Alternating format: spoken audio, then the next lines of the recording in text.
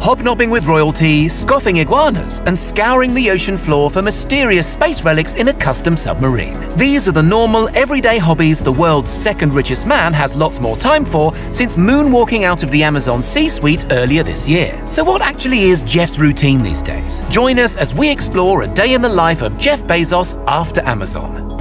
Jeff Bezos is not a fan of alarm clocks. Instead, he prefers to hit the sack early and wake up in his own good time, preferably after a solid 8 hours sleep. 8 hours of sleep makes a big difference for me, and I try hard to make that a priority, he told Arianna Huffington's Thrive Global. Apparently, less sleep makes him moody. Why does that matter? Because he's a decision maker. As a senior executive, you get paid to make a small number of high-quality decisions. He recently told an awed assembly at the Economic Club of Washington. Your job is not to make thousands of decisions every day. If I make like 3 good decisions a day, that's enough. Or, as Bezos rather philosophically expressed it during a Princeton University commencement address, in the end, we are our choices. So we know he's well rested when he wakes up. No longer beside his ex-wife MacKenzie, but most likely new squeeze Lauren Sanchez. Sanchez is a helicopter pilot, by the way, and an Emmy-winning journalist. She also, fun fact fans, had a brief cameo in Fight Club. Where Bezos wakes up is an interesting question. He recently splashed out $78 million on a remote Hawaiian ranch for himself and Lauren to canoodle in, but that's only a tiny corner of his vast real estate empire. In fact, Jeff Bezos is the 25th largest landowner in the United States. There's the legendary 9-acre Jack Warner estate in Los Angeles, bought last year from music mogul David Geffen for $165 million.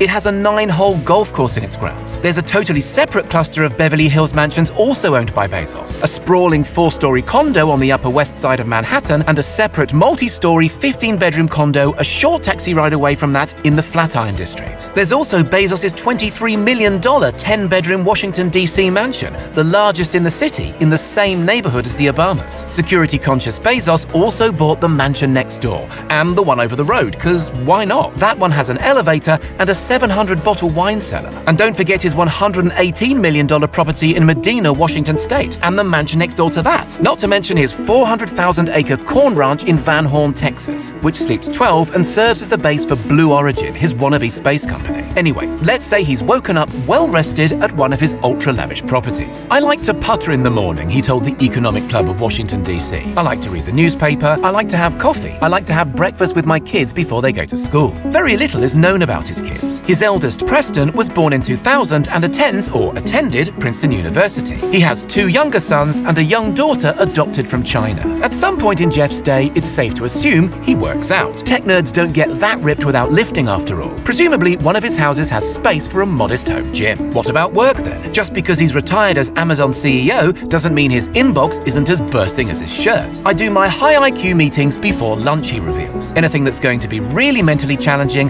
that's a 10 o'clock meeting. By 5 p.m, I'm like, I can't think about that today, I'll try again tomorrow at 10 a.m. At Amazon, he was an outspoken advocate of what he called work-life harmony as opposed to work-life balance. The reason we are here is to get stuff done, he thundered. If you can't excel and put everything into it, this might not be the place for you. According to Jeff's own mum, quoted in Brad Stone's book The Everything Store, he was always a bit of a workaholic. At Montessori preschool, Bezos was regularly so engrossed in whatever he was doing that they had to pick up his chair with him still in it and move it to the next activity. A high school friend also recalled he was capable of really focusing in a crazy way on certain things. He was extremely disciplined, which is just as well, because on top of his remaining responsibilities at Amazon, backseat driving Andy Jassy's every decision presumably, Bezos also has a newspaper to run. The Washington Post is, in Bezos' own unusual turn of phrase, a complexifier. Why? Buying the paper for $250 million in 2013 put him squarely in the front line when hostilities between the media and the Trump administration boiled over after the 2016 election. It seems likely that embarrassing revelations concerning Bezos' marital infidelity only came to light as the paper was a thorn in Trump's side. Still,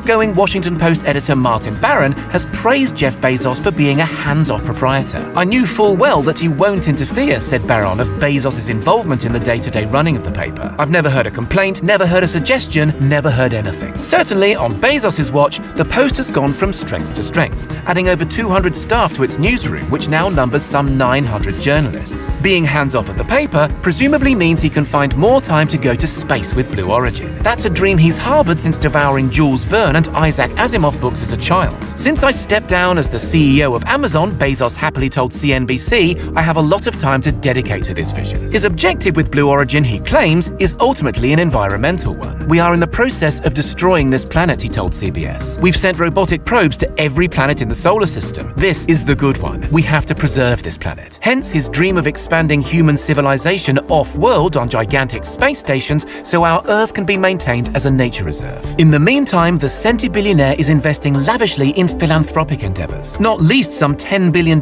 he set aside for the Bezos Earth Fund, which goes about putting his vast wealth to work supporting on-the-ground initiatives, practical policy design, and green tech incubators. At the recent COP26 conference in Glasgow, Bezos met with veteran environmentalist Prince Charles and Prince William to announce a new $2 billion pledge to launch soil fertility and carbon sequestration initiatives in Africa. How that squares with Jeff's 2 private Gulfstream jets worth around $150 million is a tricky question. Still, not all Jeff Bezos' largesse is directed at the climate crisis. His Day One fund has pledged $2 billion to tackle homelessness and poor-quality early childhood education in the US. And perhaps surprisingly for such a famous micromanager, he's handing over these funds mostly no strings attached. So what about his hobbies? Jeff Bezos indulges in perhaps the most fabulously niche rich dude pastime you've ever heard of. To wit, scouring the ocean floor hunting for jettisoned Apollo-era rocket parts. He'll head out in a boat, often with his family in tow, often for several days at a time, and employ remote-controlled submarines to hunt down undersea debris. The stuff that fell away during launches in the 1960s or crashed back to Earth on re-entry in the 70s. "We found so much," gushed Bezos on an intense blog post. "We've seen an underwater wonderland, an incredible sculpture garden of twisted F1 engines. Many of the original serial numbers are missing or partially missing, which makes mission identification difficult. Each to their own. What else does he like doing? Watching Star Trek, of course. He's such a fan that he arranged, paid presumably, to be cast as a Starfleet official in Star Trek Beyond. Not to mention launching his boyhood hero William Shatner into space on a rocket early this year. Cause, why not? It's hard to say what he eats, but he definitely ate iguana at least once at an Explorers Club dinner in New York. The idea of the dinner was to highlight that iguanas are now an invasive species and frequently carry salmonella. Bon appetit, I guess. Elsewhere on the menu, wealthy patrons were served python, crickets, tarantulas, cockroaches, and a jellyfish salad. Back when he was married, he apparently did the dishes, joking, "It's the sexiest thing I do," which may well be true. So in sum,